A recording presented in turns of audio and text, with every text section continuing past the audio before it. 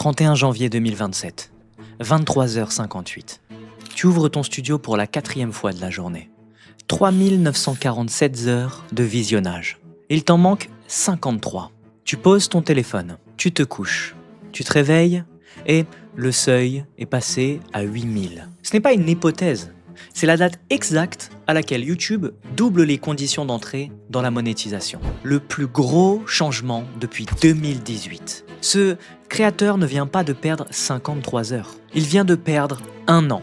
Toi, tu as encore la fenêtre. Moins de 6 mois avec les anciennes conditions. Mais si tu passes ces 5 mois à fixer les 4000 heures, tu regardes le mauvais chiffre. Et je vais te montrer lequel regarder à la place.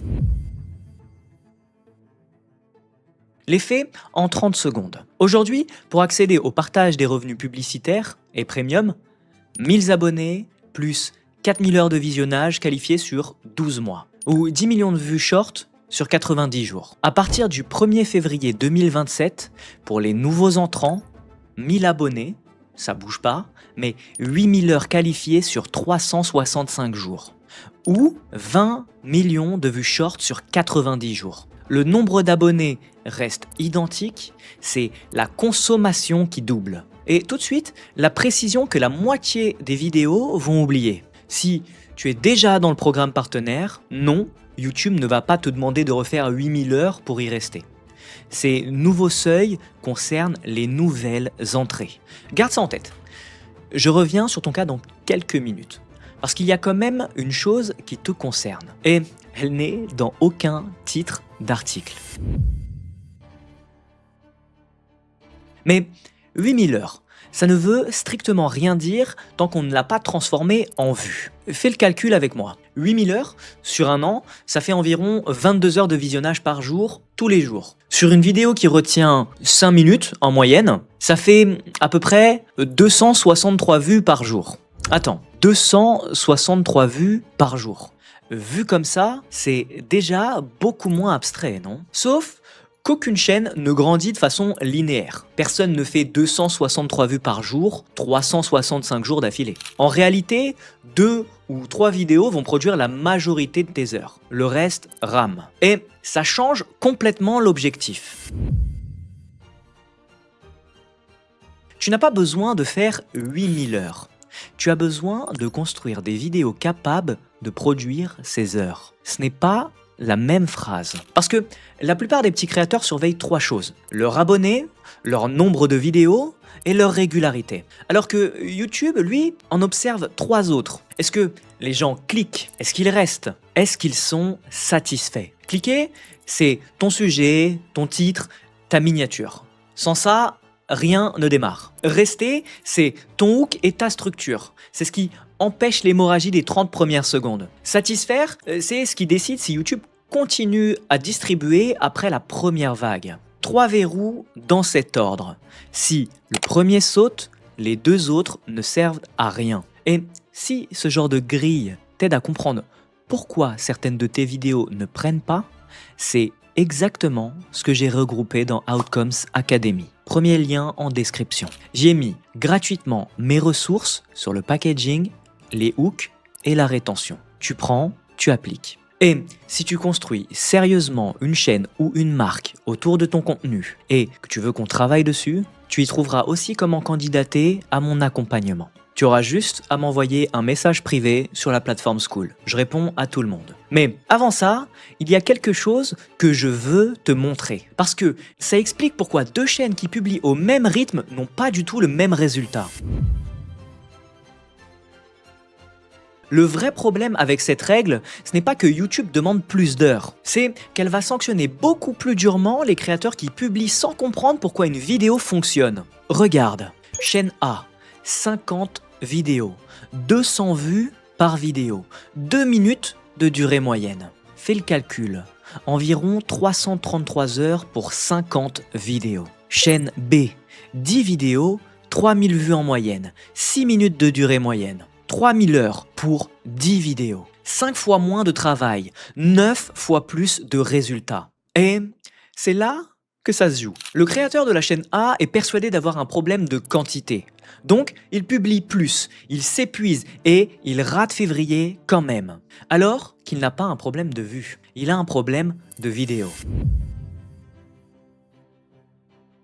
Ce qui nous amène à l'équation que je regarde en premier quand j'analyse une chaîne qui stagne. 3 variables. Variable 1, le nombre de vues. Elle se joue avant le clic. L'idée, le marché, le titre, la miniature. Variable 2, la durée moyenne de visionnage. Ton hook, ton rythme, tes relances, ta structure. Variable 3, celle que presque personne ne travaille, la profondeur de session. Combien de vidéos une même personne enchaîne après avoir cliqué sur la première? L'intérêt d'une multiplication, c'est que ce n'est pas une addition. 1000 vues, 3 minutes regardées, 3000 minutes, 50 heures. Même vidéo, même 1000 vues, mais 6 minutes regardées. 6000 minutes, 100 heures. Tu n'as pas gagné une seule vue supplémentaire. Tu as doublé ton temps de visionnage. Et c'est là que ça devient intéressant. Une meilleure rétention augmente aussi les chances que YouTube pousse la vidéo plus loin. Donc, les 1000 vues deviennent 5000. La rétention ne sert pas seulement à faire regarder plus longtemps. Elle augmente le nombre de personnes à qui YouTube décide de montrer ta vidéo. Mais si tu regardes que ces 8000 heures, tu risques de faire une erreur coûteuse. Parce que le seuil de monétisation n'est pas un objectif, c'est une conséquence. YouTube te parle de 8000 heures parce que YouTube monétise ton attention. C'est son métier, pas le tien. Une chaîne qui atteint 8000 heures, ça veut dire une chose. Elle a une audience et une audience, ça produit des sponsors, des clients, des produits, une autorité. L'AdSense, très souvent, c'est la ligne la moins rentable de tout ce que YouTube peut te rapporter. Donc, vise le seuil, mais construis pour ce qu'il y a derrière. Et si tu es déjà dans le programme partenaire, 3 choses te concernent directement. La première, une date, le 31 janvier 2027. YouTube met à jour les conditions du programme et tu dois les accepter dans ton studio avant cette date. Sinon, tu peux perdre l'accès à certaines sources de revenus. 3 clics dans tes paramètres. La deuxième, les shorts. À partir du 1er février 2027, pour toucher une part des revenus publicitaires liés aux shorts, YouTube prévoit un seuil de 10 millions de vues qualifiées sur 90 jours glissants. Et là, attention, ce seuil-là, contrairement aux 8000 heures, concerne tout le monde, pas seulement les nouveaux entrants. En dessous, tu restes dans le programme et continues à gagner sur tes vidéos longues, mais la part short s'arrête. La troisième, les exigences d'activité. Une chaîne déjà monétisée reste active si elle remplit au moins un critère. 1000 heures qualifiées sur 365 jours, 1 million de vues short sur 90 jours ou une fréquence minimale de publication. Donc non, personne ne va te retirer ta monétisation du jour au lendemain. Mais tu as 2 dates dans ton calendrier. Et un mot à retenir, qualifié. Les heures et les vues qui comptent ne sont pas celles du compteur public, mais celles de l'onglet revenus de ton studio. Et c'est exactement pour ça que je reviens sur cette nuit du 31 janvier. Parce que jusque-là, les anciennes conditions existent encore. Le ticket d'entrée coûte 2 fois moins cher. Mais attention à un détail que presque personne ne mentionne. Atteindre le seuil est une chose.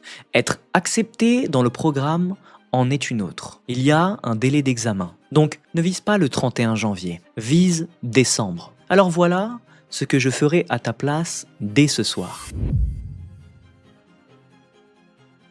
Étape 1, l'audit. Ouvre ton studio, prends tes 10 dernières vidéos. Pour chacune, tu notes 5 chiffres, impression, taux de clic, rétention à 30 secondes, durée moyenne de visionnage, source de trafic, 5 colonnes, 10 lignes, 20 minutes. Étape 2, tu cherches le goulot d'étranglement, un seul. Beaucoup d'impressions, peu de clics, ton problème est dans le packaging. Sujet, titre, miniature. Des clics, mais une chute brutale dans les 30 premières secondes, ton problème est dans le hook ou dans la promesse. Tu as vendu quelque chose que la vidéo ne livre pas assez vite. Un bon démarrage mais une fuite constante ensuite, ton problème est structurel. Rythme, relance, densité. De bonnes métriques mais très peu d'impressions, ce n'est ni ton titre, ni ton montage. C'est ton sujet. Tu réponds à une question que trop peu de gens se posent. Ce n'est pas une science exacte. Et aucune métrique n'explique l'algorithme à elle seule. Mais comme diagnostic, ça marche. Étape 3, une variable à la fois. Prochaine vidéo, tu ne travailles que le titre et la miniature. La suivante, uniquement le hook. La suivante, la rétention. Tu ne peux pas améliorer 4 choses en même temps.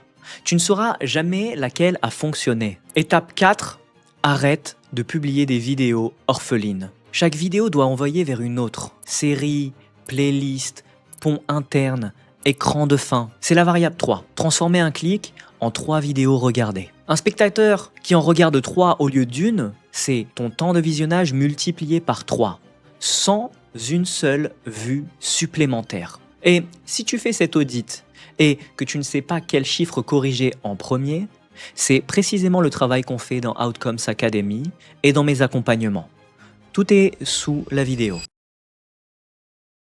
À partir du 1er février 2027, entrer dans la monétisation sera objectivement plus difficile pour les nouvelles chaînes. Ça, tu ne peux rien y faire. En revanche, ton sujet, ta miniature, ton hook, ta rétention et chaque vidéo que tu vas publier d'ici là, ça, tu le contrôles entièrement. Et entre un créateur qui publie simplement plus et un créateur qui comprend pourquoi les gens cliquent et pourquoi ils restent, je sais exactement lequel arrivera aux 8000 heures en premier. D'ailleurs, obtenir le clic ne sert à rien si les gens partent au bout de 30 secondes. Donc si tu veux comprendre comment construire une vidéo que YouTube a envie de continuer à distribuer, regarde celle-là maintenant.